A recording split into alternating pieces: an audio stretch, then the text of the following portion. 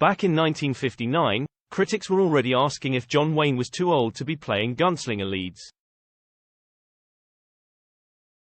Rio Bravo was released that year, and the romantic age gap between the 51-year-old and his 27-year-old co-star Angie Dickinson received negative reactions in reviews.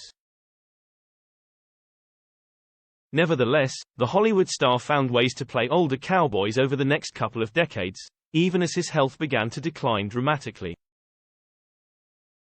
Wayne was 65 years old when he shot one of his last westerns, 1973's Cahill US Marshal, which is on ITV4 today. The movie had Duke play a widowed U.S. Marshal who neglects his two sons when he finds them mixed up with an outlaw in a bank robbery. Director Andrew V. McLaglen felt Cahill US Marshal was not the usual John Wayne movie.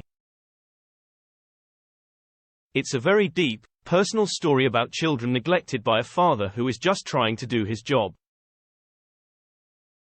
The star was far from being in good shape, having had a cancerous lung removed back in 1964. He was also struggling with emphysema on his remaining one.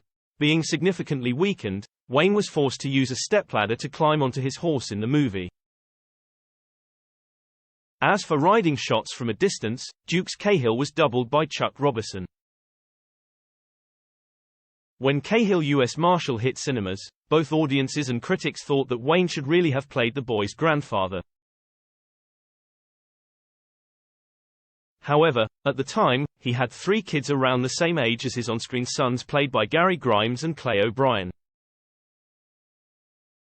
On top of this, many men in the 19th century didn't have children until their middle age.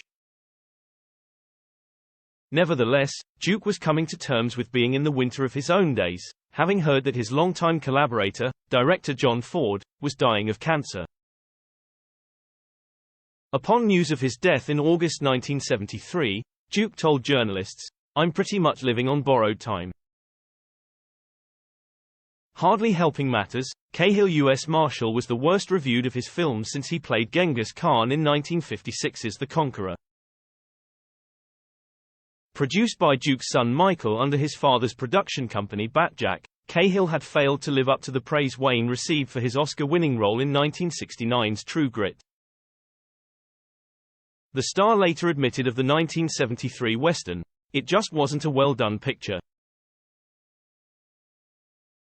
It needed better writing, it needed a little better care in making."